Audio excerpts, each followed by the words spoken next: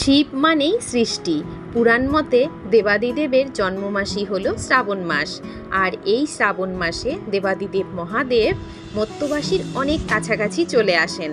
তাই তো এই পুরো শ্রাবণ মাস জুড়ে দেবাদিদেবের পুজো করা হয়, দেবাদিদেবকে সন্তুষ্ট করার জন্য।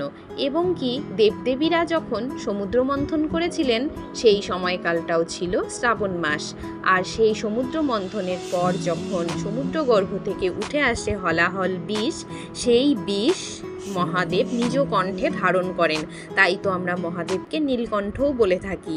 আর সেই জ্বালা, বিষের জ্বালা কমানোর জন্য দেবদেবীরা বাবার মাথায় দুধ, জল এগুলো ঢেলে থাকেন।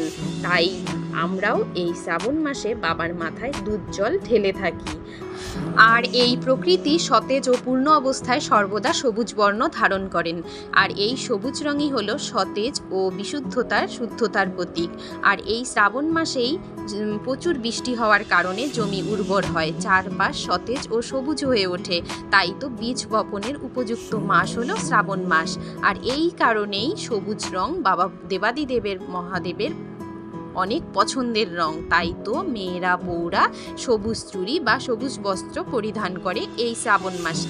আর এই শ্রাবণ মাসেই মৃত্যুঞ্জয় মন্ত্র পাঠ করলে অনেক কঠিন ব্যাধি থেকে মুক্তি পাওয়া যায়। আর এই শ্রাবণ মাস জুড়েই বাবার পুজো হয়। বাবা প্রকৃতিকে খুব ভালোবাসেন। পশু পাখি মানুষজন কেউ যেন অনাহারে না থাকে, সবাই যেন দুমুঠো খাবার খেতে পায়। সবাইকে ভালো রেখো, সুস্থ রেখো। সবাই বলো হর হর মহাদেব, জয় ভোলানাথ।